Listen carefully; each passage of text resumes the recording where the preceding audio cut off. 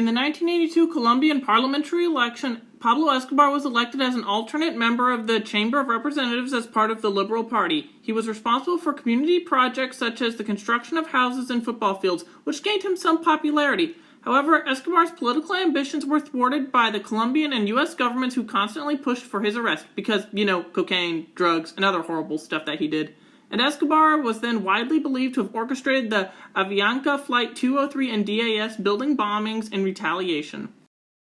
During his reign, Escobar and the cartel had many Colombian politicians, both liberal and conservative, who were in their pockets throughout various means of bribery and threats. So the cartel effectively ruled part of the Colombian government, getting legislature passed. In 1982, he successfully entered the Colombian Congress and was known as a Robin Hood figure, as he alleged in an interview that all of his drug fortunes came from a bicycle rental company that he founded when he was 16.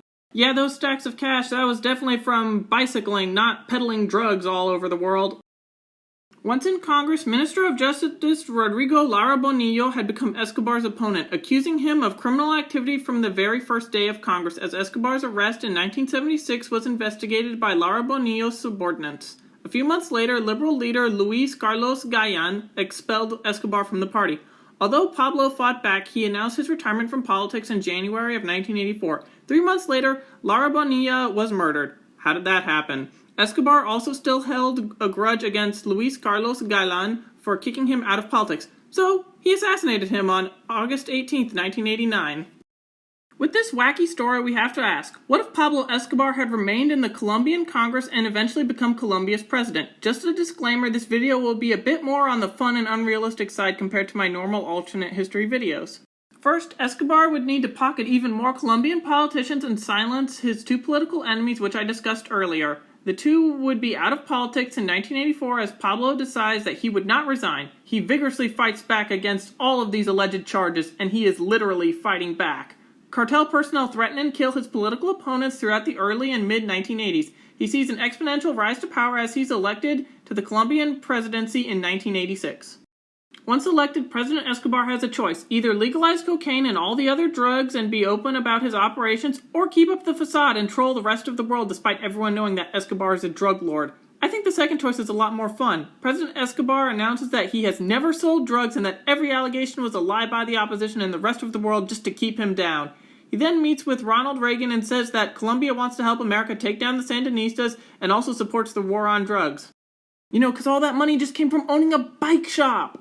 Internally, Colombia is just an irradiated crap hole as corruption and violence surge, with narco-terrorism operating openly all over the country. Thousands of people are killed on a daily basis as the drug trade just completely surges all out of Colombia. Escobar leads Colombian forces against his drug competitors using American support. He claims that the other opponents are communists to secure even more aid. Escobar openly invades Nicaragua and uses cocaine money to fund the Contras, so the US doesn't have to have the Iran-Contra affair. Win-win. Escobar is viewed as the king of the world as he openly deals drugs and kills political opponents without any consequences throughout the 1980s. I couldn't think of anyone better to be a role model for all those young kids. However, this high wouldn't last. Escobar decides to get in on the heroin production that is coming out of Afghanistan during the Soviet-Afghan War. However, this would not sit too well as the 1988 U.S. presidential election is coming up and Escobar's alliance with America is becoming to be threatened. In 1989, with the fall of the Warsaw Pact and imminent fall of the USSR, the United States invades Panama in Operation Just Cause, assuming of course that George H.W. Bush still wins the 1988 election in this alternate timeline.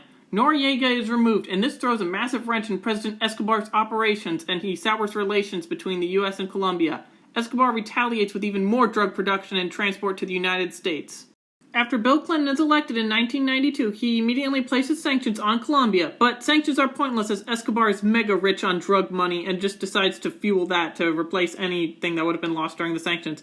Also, Clinton is an idiot for thinking sanctions are the solution for everything. Clinton is also eager to hide any possible connections between himself and Barry Seal's drug planes landing in his state while he was governor, so Bill decides that Escobar must be removed from power. Search Block, Los Pepes, other paramilitaries, and Delta Force are sent into Colombia to assassinate President Escobar. After they're successful, Colombia has a power vacuum, which is left by the post-Kingpin era, which is where I'll leave this scenario. That's just one possible scenario for if Pablo Escobar became the president of Colombia. What do you think would have happened had Escobar advanced his political career and was eventually elected Colombian president? Let me know in the comments, and thank you for watching.